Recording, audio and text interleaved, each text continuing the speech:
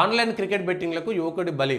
నిజంగా బెట్టింగ్ యాప్లు వీళ్ళు వాళ్ళు ప్రమోట్ చేసేటువంటి వాళ్ళు నీచులు. నిజంగా ఈ సినిమా వాళ్ళు కానీ సెలబ్రిటీల పేరుతోటి వాడెవడో గుట్కాలు తినమంటాడు, వీడెవడో కూల్ డ్రింక్స్ తాగమంటాడు, వాడెవడో పాన్లు అంటాడు, వీడెవడో పాన్లు అంటాడు, వాడెవడో మందు తాగమని ఎవరు వీళ్ళు క్రికెటర్లు వీళ్ళు వాళ్ళు అందరూ వాడు నేను ఈ మందు తాగిన అంటాడు, లేకపోతే నేను తాగితే నాకు బలం వచ్చిందంటాడు. దానికి ఏడ రుజువులు ఉండవు. లేకపోతే వాడెవడో సుమ్మా ఇదేదో ఫేస్ క్రీమ్ పెట్టుకుంటే తెల్లగైతారంటాడు. ఇవన్నీ కూడా వ్యాపారం కోణంలోనే జరుగుతున్నాయి తప్ప ప్రజలకు ఒక్కటి కూడా లాభం లేదు. ప్రజలు ఆలోచించాలి. వాడెవడో తాగమన్నందుకు మనం తాగాలనా? వాడెవడో కూల్ డ్రింక్ తాగమని అడ్వర్టైజ్మెంట్ చేస్తే మనం కూల్ డ్రింక్ తాగాలనా? మనకు తెలివి ఉండక్కర్లేదా? కూల్ డ్రింక్ వల్ల మన ఆరోగ్యాలు పాడైపోతాయని ప్రభుత్వాలకు ఎట్లాగూ బుద్ధి లేదు. దాన్ని అభివృద్ధి అనే పేరు మీద కూల్ డ్రింక్ కంపెనీలకి ఇవాళ మనం ఇచ్చేసినాం ఇష్టానుసారంగా.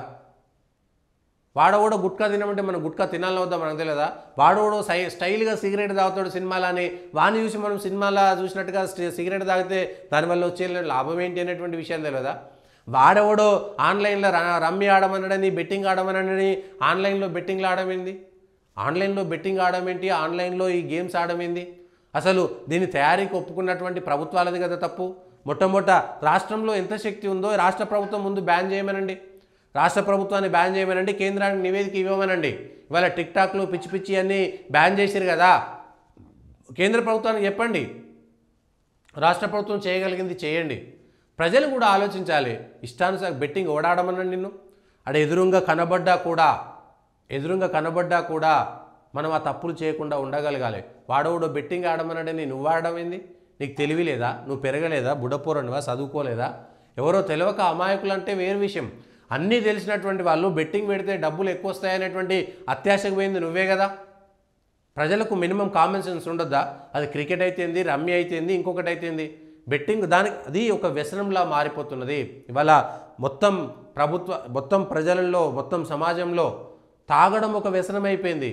కూల్ డ్రింక్స్ తాగడం కూడా. ఆఖరికి ఊర్లలో గ్రామాలలో కూలీ పనులకు పోతున్నటువంటి ఆడవాళ్ళు మహిళలు కూలీ పనులు అయిపోయిన తర్వాత రైతు ఆ యజమాని వాళ్ళందరికీ పెద్ద పెద్ద కూల్ డ్రింక్స్ బాటిల్స్ ఇవ్వాల్సి వస్తుంది. వాళ్ళు కూల్ డ్రింకులు తాగుతారు. మేము మందు తాగం కదా, మేము కూల్ డ్రింక్ తాగుతామని. మందు కంటే డేంజర్ కూల్ డ్రింక్ అనేటువంటి విషయం తెలియకపోతుంది. ఎప్పుడో ఒకసారి తాగడం వేరు విషయం.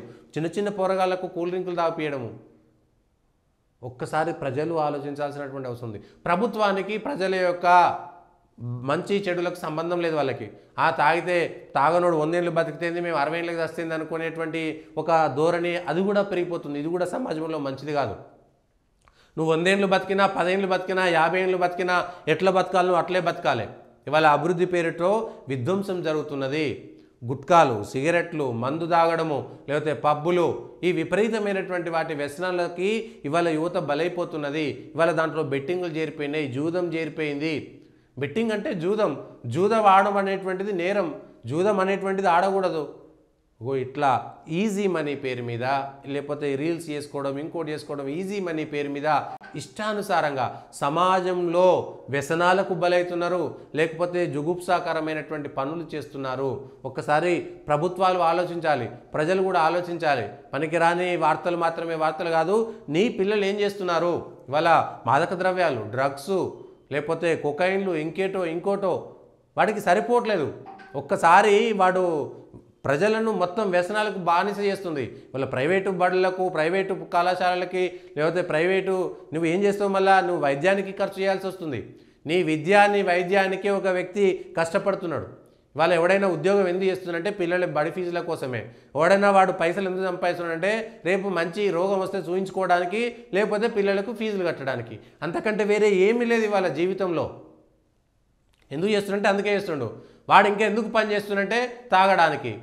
ఏం తాగాలి? మళ్ళీ మందు తాగాలి. వాడు మందు తాగితే నిశా సరిపోదు, వాడు ఇంకొక దగ్గరికి వెళ్ళిపోతాడు. ఇవాళ ఈ వ్యసనాలను తగ్గించడానికి ఏం చేయాలి?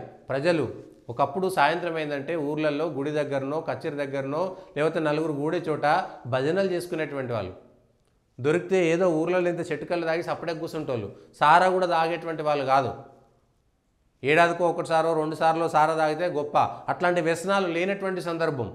ప్రతి ఒక్కరూ వారంలో ఒక్కసారో ఏ గుడి దగ్గరనో, బడి దగ్గరనో కలిసి భజనలు చేసుకునేటువంటి వాళ్ళు. వాడు పేదోడైనా పెద్దోడైనా అందరూ గుడి దగ్గర జమ అయ్యేటువంటి వాళ్ళు. అట్లాంటివన్నీ పక్కకు పోయి ఇవాళ మొబైల్ ఒక వ్యసనం, టీవీ ఒక వ్యసనం, బండి ఒక వ్యసనం, ఇవాళ తాగుడు ఒక వ్యసనం, ఇవాళ సిగరెట్లు ఒక వ్యసనం, లేకపోతే బెట్టింగ్ ఒక వ్యసనం, మాదక ద్రవ్యాలు ఒక వ్యసనం, ప్రతిదీ ఒక వ్యసనంగా మారిపోతున్నది. క్రీడలు కూడా క్రీడాస్ఫూర్తిగా ఉండాలి, కానీ బెట్టింగ్లో పోవడం ఏంది? వాడెవడో కోడి పందాలు పెట్టి చాలా గొప్పగా పందాలు కాస్తారు మేమని చెప్పుకోవడం అనేటువంటిది గొప్పనా? జూదం. ఇగో ఇట్లా అష్టదరిద్రాలకు ప్రజలు అలవాటైపోయారు. మరి ఇది కలియుగ ధర్మమా ఇంకొకట పక్కన పెడితే ఇవాళ ప్రభుత్వాలు కూడా ఆలోచించాల్సిన, ప్రభుత్వాలకు బాధ్యత లేదా? నీ సమాజంలో నువ్వు పరిపాలిస్తున్నటువంటి నీ దగ్గర ప్రజలు ఇట్లాంటి వ్యసనాలకు బానిసలు అవుతుంటే వాళ్ళని ఆ వ్యసనాల నుంచి పక్కకు తీసుకురావాల్సినటువంటి బాధ్యత మీకు లేదా? ఏ ఒక్క సెలబ్రిటీ అయినా, సినిమా వాడైనా కొబ్బరి నీళ్ళు తాగండి, చెరుకు రసం తాగండి, వాళ్ళ నీళ్లు కొనుక్కొని తాగాల్సినటువంటి కర్మ ఏం పట్టింది? అట్లాంటి పరిస్థితిలోకి దిగజారి దీన్ని అభివృద్ధిగా మనం మలుచుకుంటున్నాం. ప్రజలారా ఒకసారి ఆలోచించండి, ఇదేనా గొప్ప అనేటువంటిది ఒకసారి ఆలోచన చేయాల్సినటువంటి అవసరం కూడా ఉంది.